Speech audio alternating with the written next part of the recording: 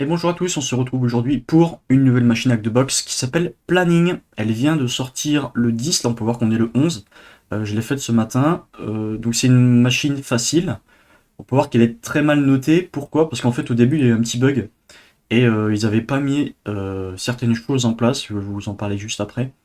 Donc les gens l'ont très mal notée, mais là les notes recommencent à remonter. Donc je vous, quand vous verrez la vidéo, je sais pas à peu près à quelle note elle sera.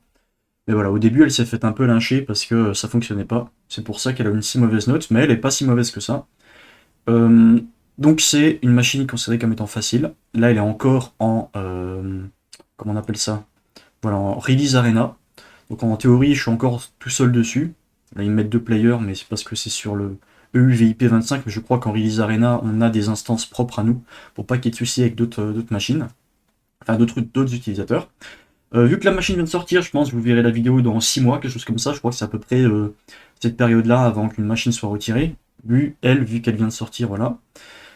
Et on va pouvoir commencer la machine. Donc avant toute chose, faire attention ici, on a Machine Information.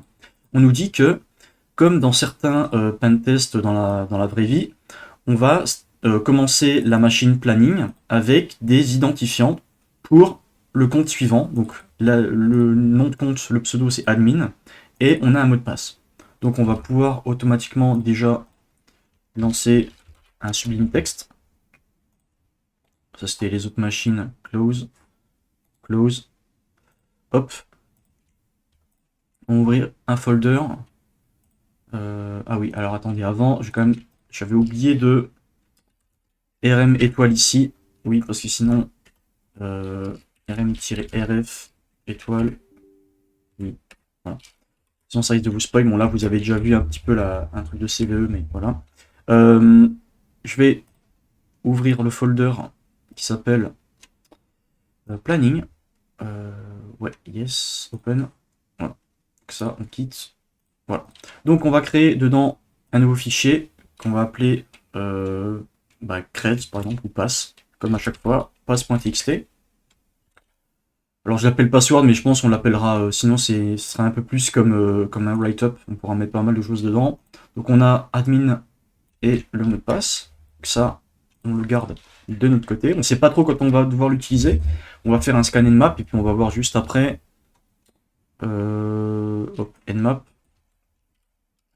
je lance mon nmap, donc la machine planning.htb, j'ai pas montré mais on peut voir ici que j'ai bien rajouté dans etc host pour avoir accès au nom d'hôte directement qui est associé à l'adresse IP qu'on nous a donné au début sur la machine qui est ici.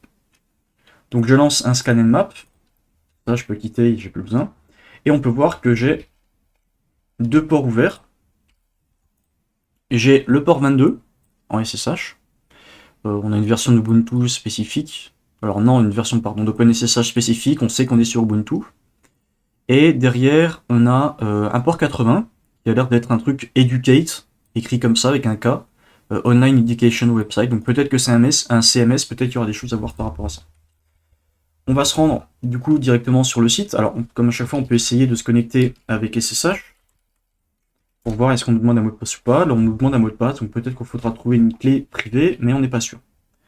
Une fois qu'on a fait ça, on va pouvoir se rendre directement sur le site, donc http planning.htb.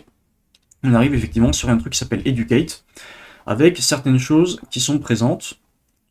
Okay, on a des liens, on a pas mal de trucs. Donc si on regarde les technos utilisés, on n'est pas plus renseigné que ça. On sait que c'est écrit en PHP.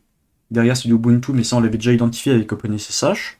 Et on voit qu'on a une version de Nginx qui est 1.24.0, mais ça normalement Nmap nous l'avait déjà sorti.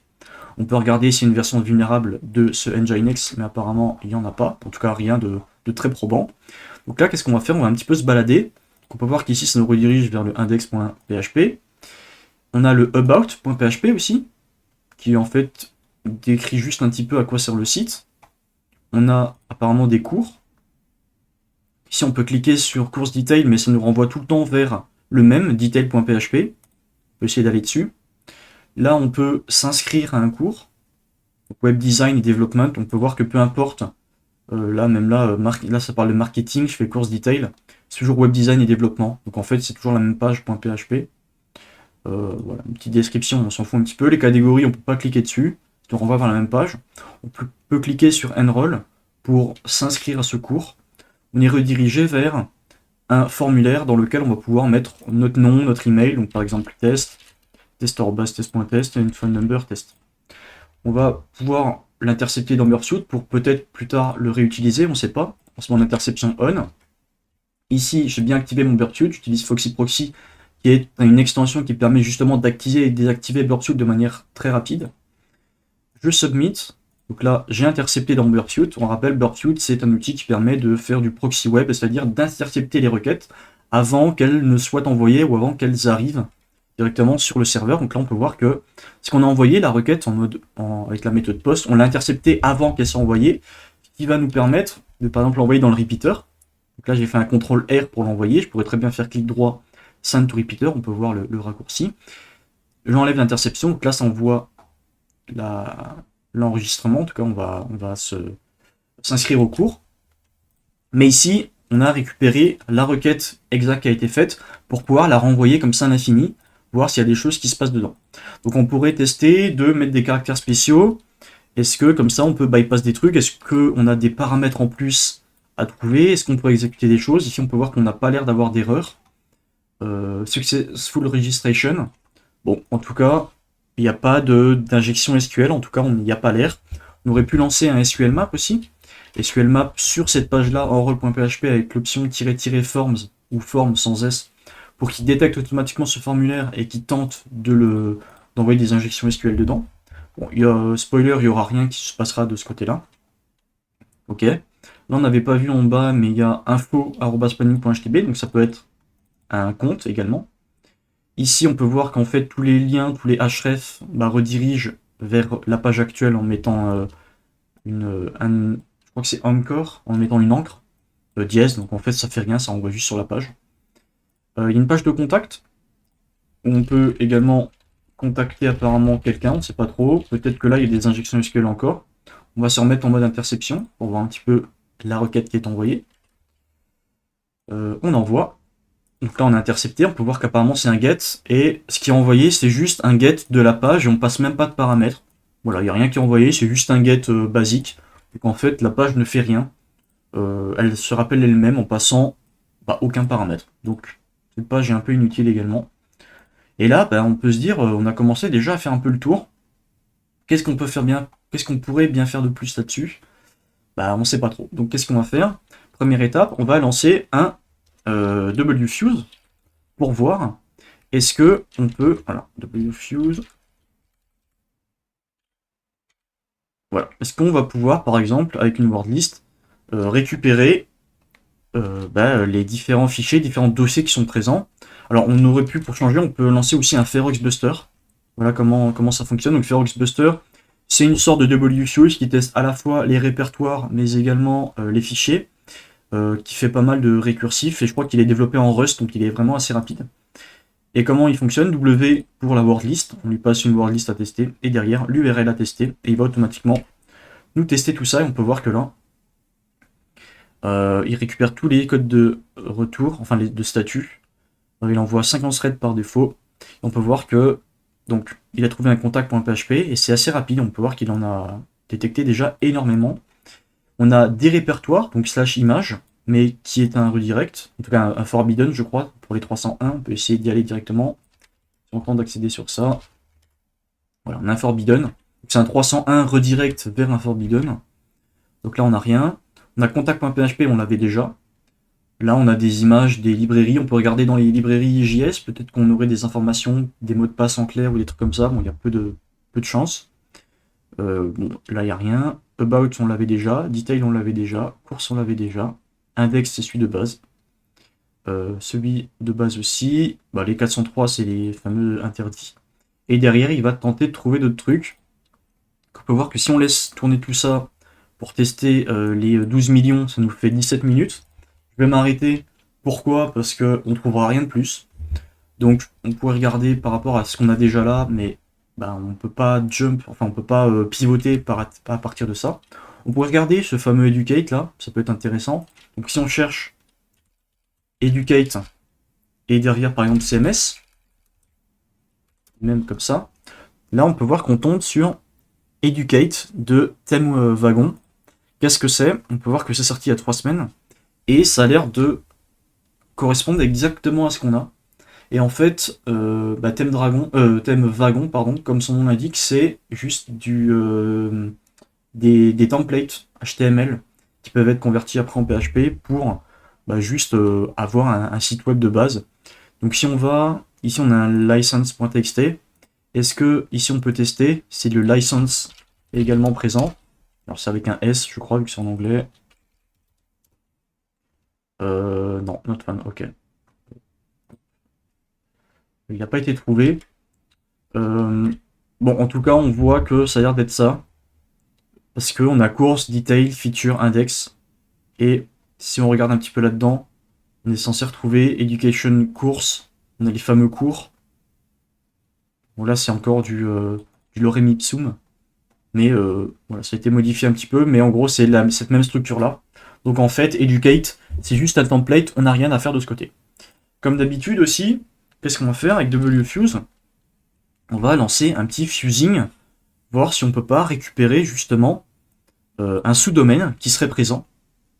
Donc ici, moi, pour vous dire, la première fois, la plupart du temps, j'ai l'habitude d'utiliser tout le temps subdomain top 1 million avec 110 000. Si on lance, on peut voir que il y en a 114 000 qui sont testés. C'est, on va dire, les plus utilisés la plupart du temps. Mais ici, la machine, j'ai été bloqué pas mal de temps dessus au début. Pourquoi? Parce que lors de l'énumération, ça ne trouvait rien. J'avais laissé l'entièreté du Ferox Buster de faire. J'avais testé différentes word lists de listing. J'avais essayé avec des .php, des .txt, pas mal de choses, il n'y avait rien qui passait. Et cette word list là, avec 100 000 trucs dedans, ça passait pas non plus. Du coup, j'ai essayé de changer de word list. Et depuis la subdomain, je suis passé sur une autre qui en contient un peu plus, qui s'appelle combined subdomain.txt. Et si on regarde un petit peu combien elle en contient, 4 word count-l, elle contient 653 000 sous-domaines à tester. Donc, on va lancer ça.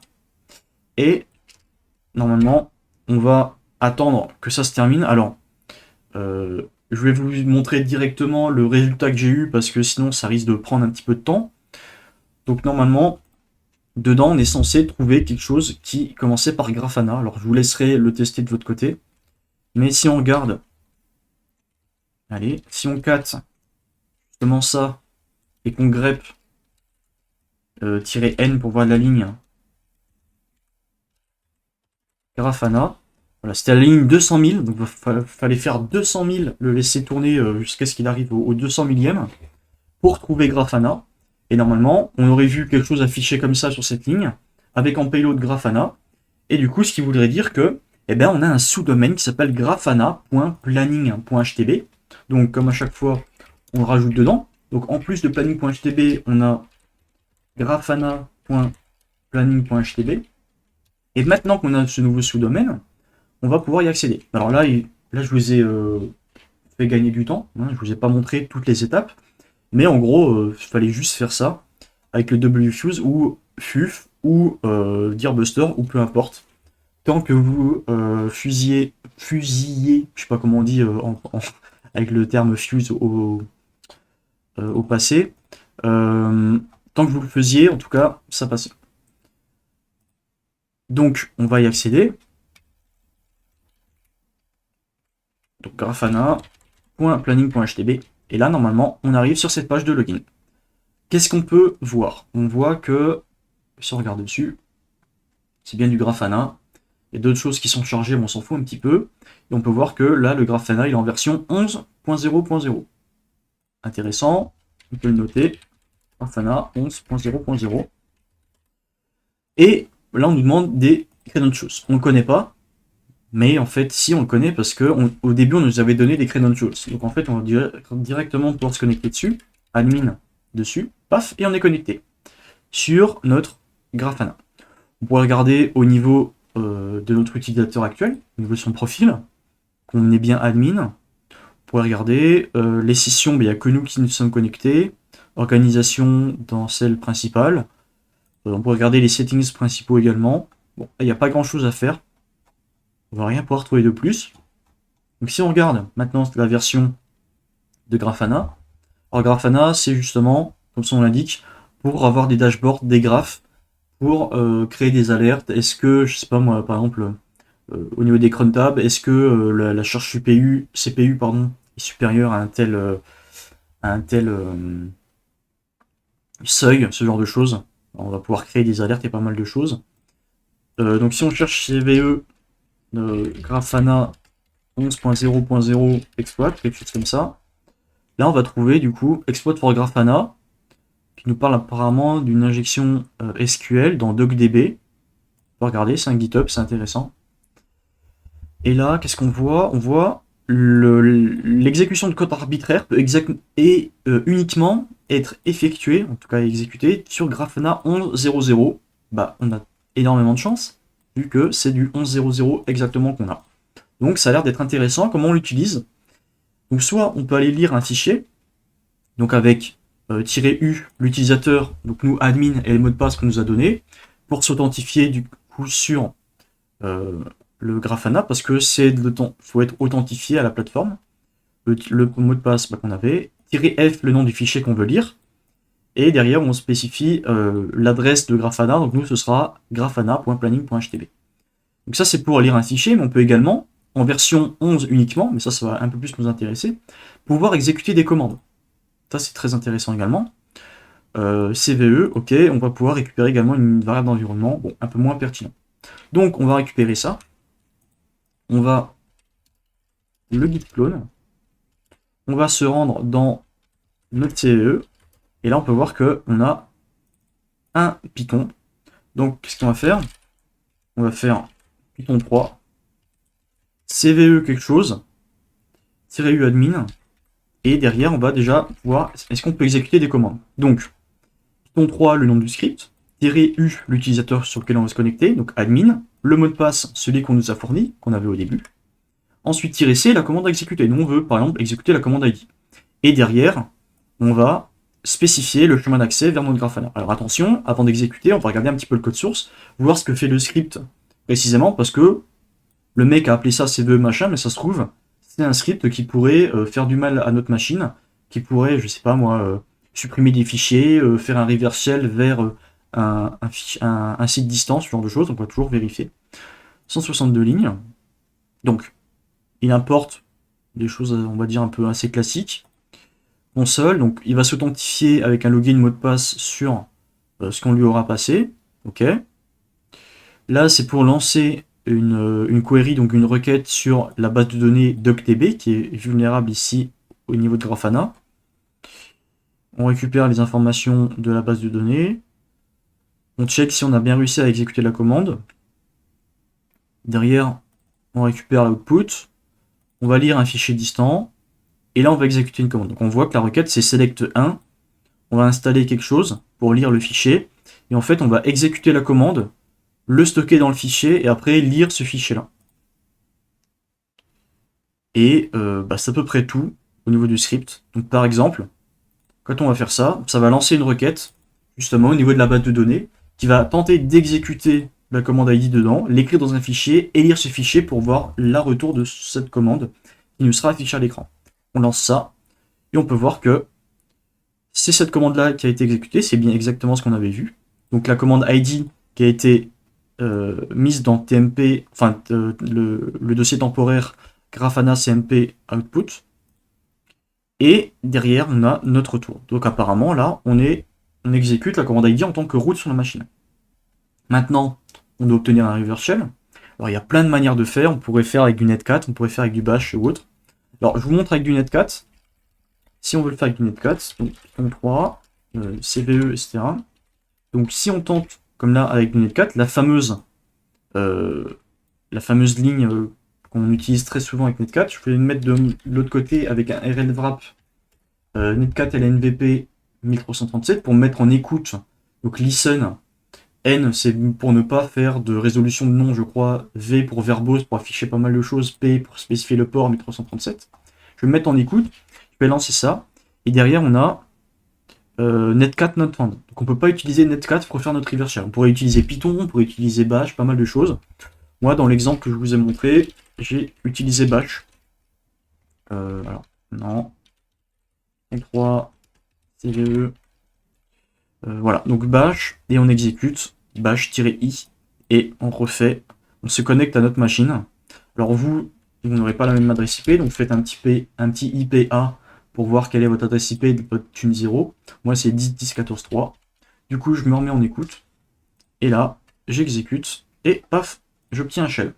J'obtiens un shell en tant que route, là on peut se dire, ok, la machine est terminée, sauf que vous allez voir, alors c'est, comment je zoome, si c'est comme ça, hop. Là si je fais un ls, même un pwd, je suis dans user char grafana, ok, et si je vais dans route, ls-là, qu'est-ce qu'on voit? On voit que dans route, j'ai pas de route.txt. J'ai pas le flag route. C'est un petit peu dommage, pourtant ID je suis bien route. Et si je reviens à la racine, je fais un ls-là, là on voit un petit point docker env. Le point docker env, ça signifie qu'en fait on est dans un container docker. Donc, si je fais un IPA également, alors ifconfig peut-être, non plus. Comment je peux voir?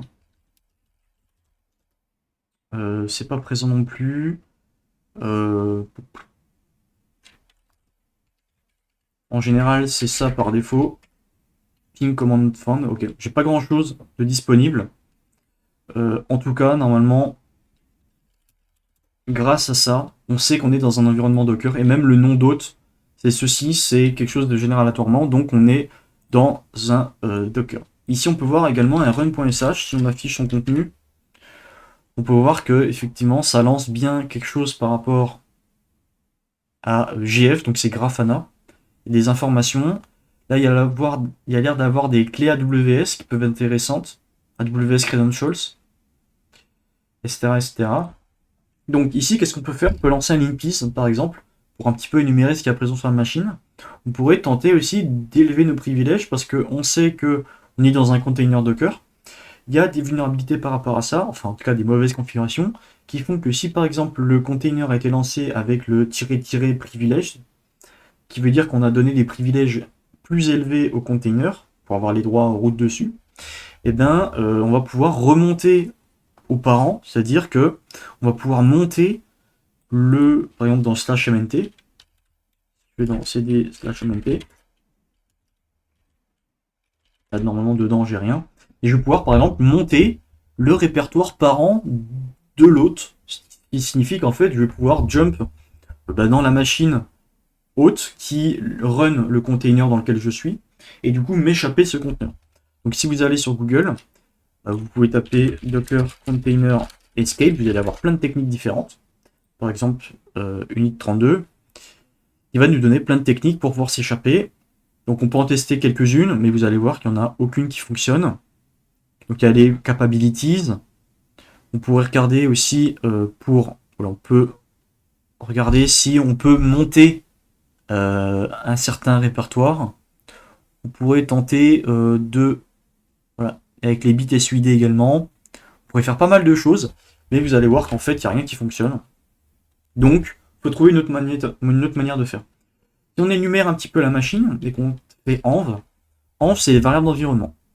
On peut voir que dessus on a hostname, ok, AWS Hot Session Duration 15 minutes, Grafana, path home, c'est bien, on est bien là-bas. On a security admin password, on a un mot de passe, et security admin user, on a un user, Enzo. Bon, ça fait pas trop utilisateur par défaut de Grafana, du coup on peut se dire Enzo, il y a peut-être des trucs à faire. Donc on va récupérer ça. On va se mettre là-dedans. Enzo. Et derrière, le mot de passe. Riotech, je sais pas quoi. Ok. On sauvegarde. Alors, on va essayer de se connecter à notre Grafana avec ce mot de passe. Peut-être qu'on aura accès à autre chose. Donc, on se déconnecte. Hop, sign out. Et on va utiliser Enzo. Et on tente de se connecter avec notre nouveau mot de passe qui est ici. Riotech. On tente. Mais on peut pas. Ok. Sur le site de base planning.htb, on n'a aucune manière de se connecter. Bah, qu'est-ce qu'on va faire? On va tenter le SSH, tout bêtement. Donc si on fait SSH Enzo planning, donc le mot de passe celui qu'on avait, on va réussir à se connecter sur la machine. Donc là, on est connecté en tant qu'utilisateur Enzo. Donc ça, on peut quitter, paf, on s'en fout. est-ce que... Non, je vais le laisser ouvert parce qu'on aura besoin d'un River Shell potentiellement après. Ok, on a ça. Bah maintenant, qu'est-ce qu'on peut faire? On va énumérer un petit peu sur sa machine. Donc là, on a le flag user. On a réussi à avoir l'utilisateur. On énumère un petit peu. Donc par exemple, cd.ssh. Je laisse tirer là. Ah, clé autorisée, mais 0. Donc en fait, il n'y a rien dedans, donc ça sert à rien. Ok. On va remonter un petit peu. Est-ce qu'on est le seul utilisateur? Apparemment. On peut regarder également le contenu de etc passwd pour voir si on a plus d'informations. Donc nous, on est Enzo, utilisateur 1000. Il n'y a pas de 1001 ou supérieur. Donc on n'a que root. Donc on se dit peut-être qu'il va falloir passer root. Donc comme à chaque fois on refait les choses par défaut, sudo-l, voir si on a les droits justement dessus. On n'a pas de droit spécifique avec sudo. On peut regarder pardon, les bits SUID. -perm 4000 de dev nul. Donc là on a des choses qui vont apparaître mais c'est assez classique, on n'a rien par défaut. Et d'habitude, dans les vidéos, je vous dis, vous pouvez utiliser Limpis, comme je vous l'ai dit tout à l'heure, mais je ne vous l'ai jamais montré. On peut le faire actuellement. On pourra le faire. Donc, en général, on va dans un endroit où on peut écrire. Donc, HTMP, tout le monde peut écrire. Et on va télécharger le script. En tout cas, uploader sur la machine le script Limpis. Donc, sous Exegol, il est déjà présent. Sinon, vous pouvez le télécharger directement sur... comment s'appelle, le repository Limpis. Donc nous, c'est dans opt ressources Linux Limpis. Et on peut voir qu'on a différents scripts. On va prendre le limpis.sh, le script bash. On se met en mode listening avec un serveur HTTP sur le port 80. Et là, on va le télécharger. Donc wget, HTTP, l'adresse IP de notre machine, on avait vu que c'était 14.3. Port 80, on n'a pas besoin de le préciser. Et on va télécharger notre fichier limpis.sh. Attention de bien se situer dans le même répertoire que le fichier en question, sinon on ne va pas pouvoir le télécharger. wget, là on a bien la requête qui a été faite depuis la machine 10.11.68, et là on l'a bien sauvegardé. Si je fais un ls, mon fichier est bien présent. Je le rends exécutable, plus x limpis, et je vais pouvoir du coup l'exécuter. Donc, ici on peut voir que limpis est lancé, on nous redit, si ça a cette couleur là, c'est que c'est à peu près sûr à 95% que c'est un vecteur d'élévation de privilège. Sinon, si c'est rouge, il faut faire quand même regarder derrière, ça peut être intéressant, et ainsi de suite.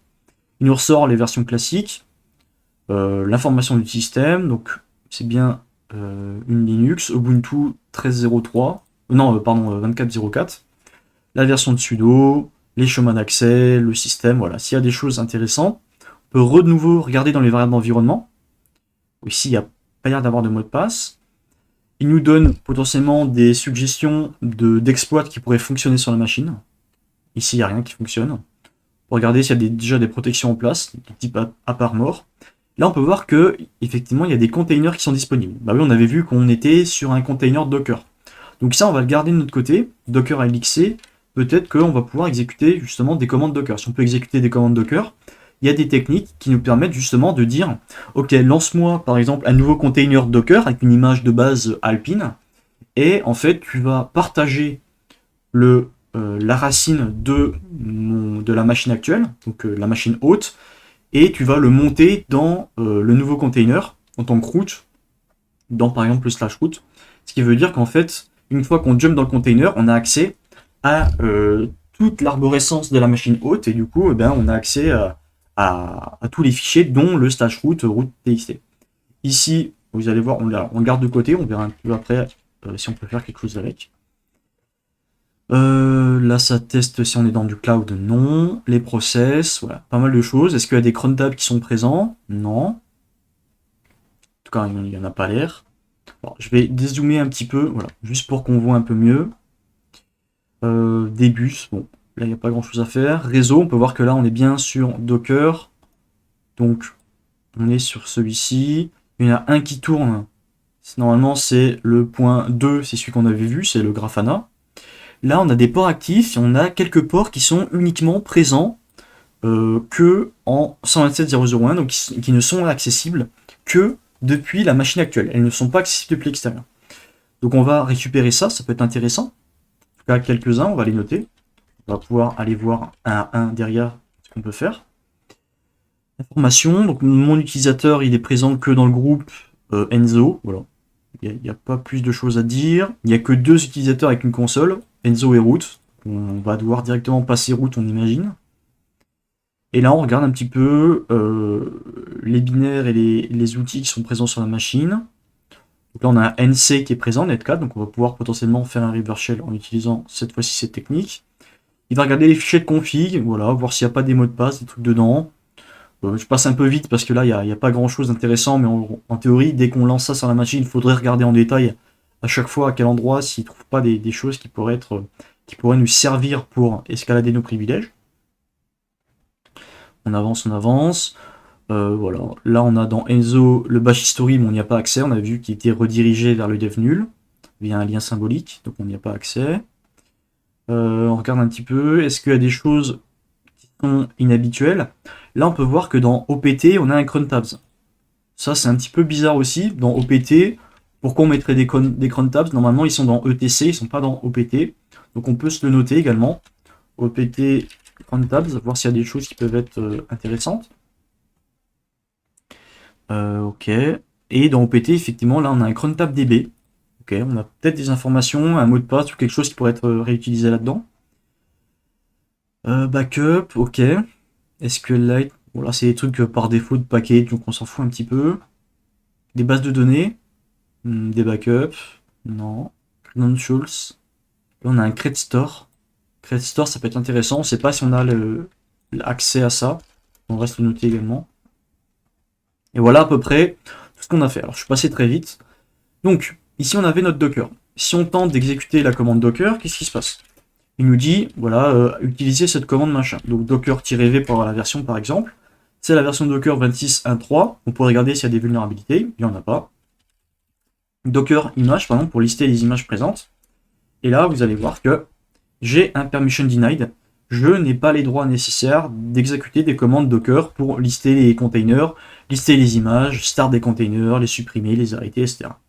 Donc ici, ce que je vous avais dit au niveau de l'élévation de privilèges, si on avait les droits de lancer un container Docker en montant par exemple la racine de notre hôte actuel, ça ce n'est pas possible parce qu'on ne peut pas utiliser Docker, en tout cas la commande Docker avec l'utilisateur actuel, et on le voit bien. Dans ID, je ne suis pas dans le groupe Docker, et avec un sudo-l, on l'avait vu également, c'était ici, je n'ai pas de droit spécifique d'utiliser la commande Docker. Avec LXC, c'est exactement la même. LXC, je vais rien pouvoir exécuter parce que je ne suis pas membre du groupe LXD. Du coup, on aurait pu faire à peu près la même technique qu'avec Docker, c'est-à-dire monter une image, start une image et monter la racine de notre hôte dessus. Malheureusement, je ne suis pas dans le groupe, comme on l'avait vu ici. Donc je ne peux pas faire ça. Donc ça tombe à l'eau, on ne peut rien faire de ce côté-là. On peut regarder par rapport à ce qu'on a ici. Ici on a 3306 en local, c'est une base de données MySQL. On va pouvoir tenter de se connecter dessus. Mais on n'a pas de mot de passe. Donc on peut essayer juste MySQL. Je vais réussir, MySQL root-p sans mot de passe par exemple, je ne peux pas. Donc il me faut un mot de passe root. Alors je peux essayer de me connecter avec Enzo peut-être. Peut-être que ça passera. Hop, p. Le mot de passe, je remets mon fameux truc. Il veut pas, ok. Il faudrait essayer de trouver un mot de passe. Si vous vous souvenez, on a quand même le site de base qui s'appelle Educate, je crois. On avait quand même des choses dedans. Et Unroll, ça avait l'impression, en tout cas, qu'on faisait quand même des requêtes. Si on revient sur notre Burp Suite ici, Enroll, on s'enregistrait, Successful Registration, on faisait des choses. Donc il y a certainement une base de données à voir avec ça. Si on regarde le contenu du coup de Enroll et qu'on remonte tout en haut, on voit qu'ici, il tente de se connecter à la base de données localhost avec le username root et un mot de passe sur la base de données qui s'appelle Educate. Donc on peut regarder de ce côté, on le note. Donc avec root et ceci. Donc on tente de MySQL root et en mot de passe, on met ce qu'on avait juste avant et on a réussi à se connecter. Donc on va lister les bases de données qui sont présentes. On a Educate Information, donc toutes celles-là, c'est celles, on va dire par défaut, qui sont générées via le système. Donc on va vouloir utiliser celle-là, donc use educate. Et derrière, on va afficher toutes les tables qui sont présentes. On en a que deux, on a les cours et enroll. On affiche toutes les informations des cours, c'est vide. Et si on affiche enroll, on peut voir qu'on a pas mal de choses, mais on peut voir que là, bah, c'est du brute force, c'est des choses qui ont eu lieu. Voilà, il y a un burp collaborator, donc ça c'est d'autres personnes sur la machine, donc je crois que j'étais tout seul sur la machine, mais apparemment pas. Et si on monte tout en haut, on a du math, collaborator. Il n'y a pas l'air d'avoir grand chose. Moi, ça c'était voilà, c'était les tests que j'avais fait en mettant les guillemets, les single quotes, double quotes pour voir si vous pouvez faire des injections SQL. Donc c'était bien effectivement intégré là-dedans, mais on n'a rien à faire. Donc là, on a fait le tour, on peut plus rien faire de ce côté-là. Si on revient au enroll, on peut voir que en fait la requête qui est faite derrière, c'est on a un prepare. Donc on récupère ces informations-là, full name, email, phone. Mais comme derrière on a un prepare, et ben en fait on va annuler les injections SQL. Vu qu'on a utilisé la fonction prepare, il ne peut pas y avoir d'injection SQL parce que on va justement remplacer toutes les valeurs par des strings. Là le S pour dire string. Et on va pas pouvoir exécuter d'informations, on va pouvoir escape certains caractères. Donc voilà. Donc, ok, c'est bien intéressant, on a des nouveaux credentials, mais bah, on peut rien faire de plus parce que là, celle-ci ne fonctionne pas. Celle-ci, on peut l'effacer également. Le 80, c'était celle qui était disponible depuis l'extérieur, on peut l'enlever. Celui-ci, on pourrait regarder, mais c'est pas très intéressant. Pourquoi? Parce que ça doit être un truc qui doit être ouvert par quelqu'un qui est connecté sur la machine, bon, on s'en fout un petit peu.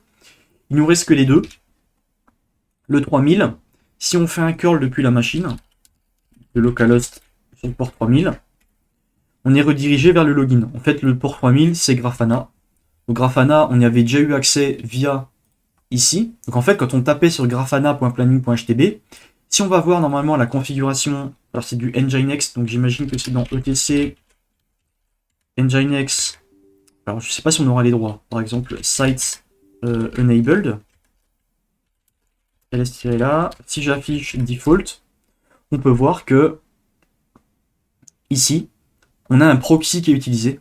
Ce qui veut dire que quand on va taper sur Grafana Planning HTB, en fait, on peut voir que ça redirecte vers le port 3000.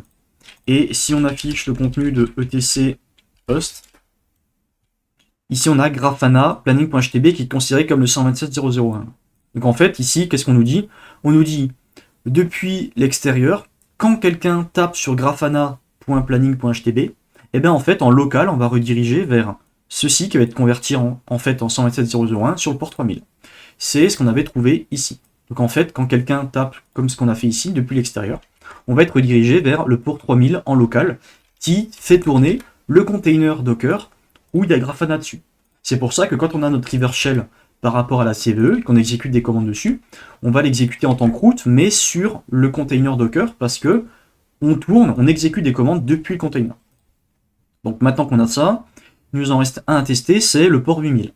Bon, port 8000 en général, c'est du web quand même qui tombe dessus, mais si on tente de faire un curl dessus, il se passe rien. Bon, c'est un petit peu bizarre. En attendant, bon, on garde ça de côté, on pourra le voir un petit peu plus tard. On peut essayer de se connecter en net4 dessus, par exemple. 127.0.0.1 sur le port 8000. Et là, si on rentre n'importe quoi, par exemple A, on a HTTP1 BAT request. Donc, on se doute que c'est un site web ou un truc web qui tombe derrière, vu que ici on a HTTP qui apparaît. Ok. On peut aller voir notre Cred Store. Si on fait un ls-la de Cred Store, j'ai pas les droits. Si je fais un ls-la de juste etc et que je vais voir au niveau de Cred Store, on peut voir que c'est un truc qui n'est accessible que par route, donc bon, on peut pas y accéder. Donc ça, on peut rien faire. On se serait dit peut-être que, vu le nom, il y aurait pu avoir un Vault ou un truc avec des credentials qui auraient été stockés dedans, mais ce n'est pas le cas. Et ben là, il ne nous reste plus grand chose. On peut aller voir dans opt crontabs, ls-là, et là on a notre fameux crontab.db, on peut le lire, donc on va essayer d'afficher son contenu, et ici on a quelque chose comme ça, ok, donc, alors c'est un peu moche, ce qu'on peut faire c'est, de notre côté par exemple, l'afficher de manière un peu plus jolie. Donc, si je fais un écho de ça, alors, il y a ça qui s'est barré, tac. Tout à la fin, je pipe à JQ pour afficher de manière beaucoup plus propre et lisible le JSON. Voilà, ça m'affiche ceci, c'est beaucoup plus lisible. On peut voir qu'il y a deux objets. Le premier, c'est une backup Grafana, donc ça fait Docker quelque chose, Grafana, alors, oui, donc en fait, ça va utiliser la commande save de Docker sur le container qui s'appelle root Grafana. On va le sauvegarder dans grafana.tar, enfin backup grafana.tar. Ensuite, on le gzip, et ensuite on le zip en spécifiant un mot de passe. Là, on a de nouveau un nouveau mot de passe, ça peut être intéressant. On le garde. Alors là, il n'y a pas d'utilisateur, il n'y a qu'un mot de passe, mais ça peut toujours nous servir. Comme ça. Ok. Backup, donc c'est grafana tar gz zip, et derrière, on va supprimer le gz. Ça, on le lance tous les jours, donc daily, ça c'est un peu chiant. Voilà. Et derrière, il y a un autre script, un autre objet qui s'appelle cleanup, qui va lancer le script cleanup, donc dans root script cleanup, et ça qui va le lancer toutes les minutes. Voilà, et c'est à peu près tout ce qu'on a. Bon, on n'a pas grand chose. Si on regarde la tête, alors non, c'est pas ici, c'est ici. Je vais zoomer un petit peu. Si on regarde avec un ls-là de crontab, on peut voir qu'il a été modifié à 53. Ici, alors il y a 2 heures de décalage parce que là ça doit être en UTC, nous on a un UTC plus 2. On peut voir que ça a été exécuté à 53. Et si on attend un petit peu, et que on attend 54, normalement on va voir que ça se met à jour. Si ça se met à jour, ça veut dire que potentiellement ça s'est exécuté. Donc, je vais ls là, on peut voir que là ça a été mis à jour. Si le timestamp, en tout cas la date ou la date de dernière modification a été mise à jour, c'est que le fichier a été régénéré, et du coup il y a quelque chose qui a été exécuté. Très certainement que c'est ça qui a été exécuté. Pourquoi? Parce que c'est étoile, étoile, étoile, étoile, et si vous allez, alors je sais plus, il y avait un site pour ça, crontab online des codes, ou alors générateur, voilà, c'est crontab guru. Ici, vous pouvez mettre ce que vous avez, donc par exemple, nous on a un étoile, étoile, étoile, étoile, et ça vous dit à quoi ça correspond. Donc là, c'est étoile, étoile, étoile, c'est at every minute, donc en fait, c'est toutes les minutes. Et si on regarde, any value, donc là, le premier, c'est les minutes, les heures, le jour du mois, le mois et le jour de la semaine. Si par exemple, là, on met un 7, là, c'est toutes les minutes, le dimanche, parce que c'est le 7e jour de la semaine. Là, si on met un 10, par exemple, c'est à la minute 10 le dimanche, ainsi de suite. Voilà, on peut se balader un petit peu comme ça. Mais en tout cas, là, ça veut dire que celui-ci tourne toutes les minutes, donc c'est très certainement celui-ci qui va être exécuté. Là, si je refais un ls-là, il y a une minute qui s'est passée, ça de nouveau été mis à jour. Malheureusement, on ne peut pas le modifier directement. On peut se dire, ok, on aurait pu modifier cette commande-là pour exécuter par exemple un river shell qui serait exécuté en tant que root. Pourquoi on est presque sûr que ça c'est exécuté en tant que root? Parce que, alors déjà c'est régénéré en tant que root, et ici c'est un script qui est utilisé, qui est localisé dans le slash root. Donc en fait, pour accéder au slash root, il n'y a que soit un service qui a des droits suffisants pour y accéder, soit l'utilisateur root lui-même. Si nous on tente d'y accéder, alors pas depuis ici parce que je ne suis pas connecté, voilà.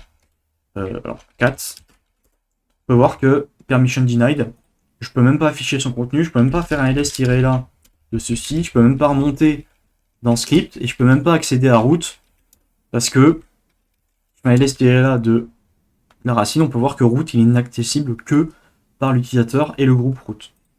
Donc ici, j'ai ça qui est présent, mais je suis un petit peu bloqué. On a un nouveau mot de passe, là on a énormément de mots de passe. On a un admin avec ça, donc ça c'était le truc de base. On a Enzo avec ça de mot de passe. On a un nouveau mot de passe qu'on avait dans le crontab, c'est même crontab et crontab.db. Et on a un nouveau mot de passe. Bon, et on en a même encore un autre. On a énormément de choses, mais pour l'instant on est un petit peu bloqué. Mais là, de ce qu'on avait détecté, il nous reste une seule chose, le fameux port 8000 sur lequel on ne peut pas accéder. Ou en tout cas qu'on ne peut pas accéder, qui n'avait pas l'air de fonctionner quand on tentait d'y accéder comme ça avec un curl. Donc, qu'est-ce qu'on va faire? On va quitter. Et cette fois-ci, on va tenter justement de faire du port forwarding pour pouvoir se connecter de manière graphique à ce port 8000, parce que peut-être que ici avec curl on est bloqué parce que je sais pas, mais on n'a pas un user agent spécifique ou je sais pas moi, il y a une authentification, quelque chose devant qui n'est pas pour laquelle on peut pas accéder en ligne de commande. Donc comment on va faire? On va utiliser la SSH avec l'option "-L". L'option "-L", ça veut dire fait du local port forwarding. Donc, comment ça fonctionne, à quoi ça ressemble?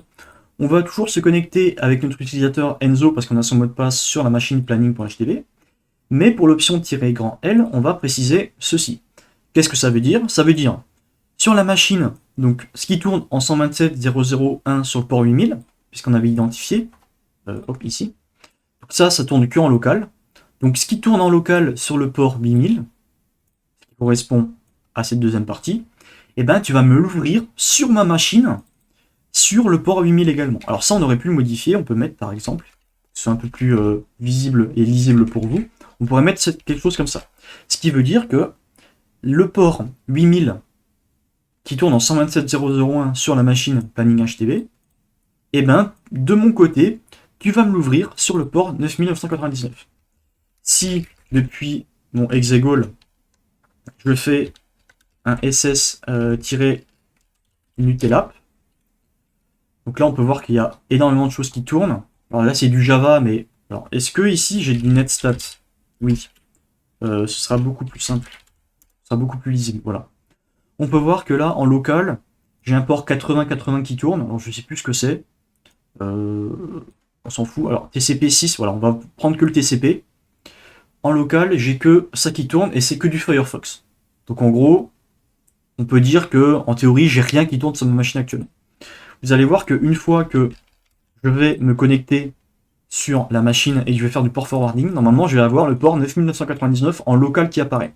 Ce qui veut dire que quand je vais taper sur mon port local 9999, tout va être redirigé en local. En fait, on va créer un tunnel entre ma machine, l'extérieur, et l'interne de la machine. À quoi ça sert? Ça sert à ce que je puisse, par exemple, moi, derrière, je vais pouvoir taper 127.0.0.1 9999. Ce qui veut dire que, en fait, en tapant ici, moi, j'accède directement sur ma machine, mais sur ma machine, comme il y a le tunnel sur le port 9999 va rediriger tout le flux vers la machine distante, enfin, en tout cas, la partie locale de la machine distante planning.htb, sur le port 8000 et va me renvoyer les résultats. Ce qui veut dire que je vais pouvoir accéder en fait en local à quelque chose qui n'était pas accessible depuis l'extérieur, depuis ma propre machine. On exécute, on met le mot de passe qu'on avait de, ça revient pas loin, de Enzo, paf, on se connecte. Donc ici, il se passe rien, mais en fait j'ai ouvert un tunnel, donc on laisse ouvert, si on exit, le tunnel se coupe. Et là, si je relance, on peut voir normalement que ici, TCP, voilà, on peut voir que via SSH, via le protocole SSH, j'ai local adresse qui s'est ouverte, j'ai le 127.0.1 sur le port 9999.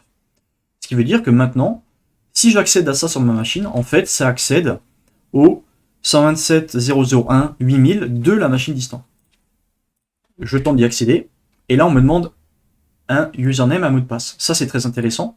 Et à mon avis, curl ne fonctionnait pas avant, parce que justement, on n'avait pas cette fenêtre-là qui s'affichait, juste il y avait une erreur. Donc là, on nous demande un user, un mot de passe. Vous vous en doutez, on en a beaucoup. Donc on va tous les essayer. On va tenter du coup admin, avec le mot de passe qu'on avait au début.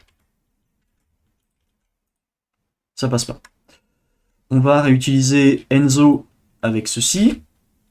Donc, Enzo avec mon mot de passe, ça passe pas. Ok. On va essayer root avec ça, au niveau de la base de données. Root, ceci ça passe pas. On va essayer admin, ceci ça passe pas. Bon, là il nous reste plus grand chose, il nous en reste un. Bon, on va essayer avec par exemple Enzo, peut-être qu'il y a un user reuse, non. Admin, ceci, non plus. Ok, ça n'a pas l'air de passer. On va essayer avec root ceci. Ah, ok, ça passe. Donc c'était root ceci. Et là, qu'est-ce qu'on voit?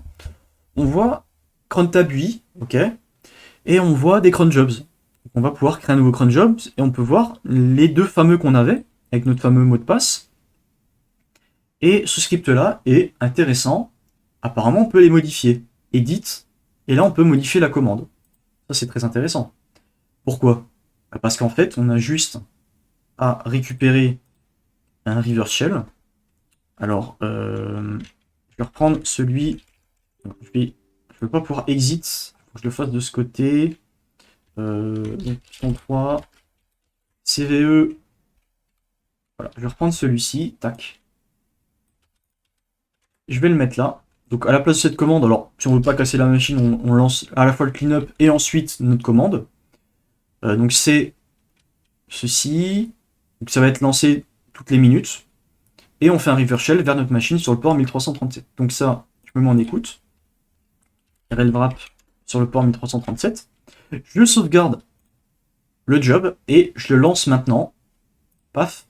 Ok. Et là, on peut voir que j'ai un shell, apparemment en tant que root. ID, je suis root. Et si je vais dans le slash root, et laisse tirer là, j'ai bien mon root.txt, ce qui veut dire que j'ai réussi à exploiter la machine et à passer root, j'ai le contrôle total de cette. Si on va un petit peu dans les scripts pour voir ce qu'il y avait dedans, merci des scripts, et laisse tirer là, qu'est-ce qu'on avait? On avait crontab.sh, enfin au cleanup, on peut regarder à quoi ça correspond.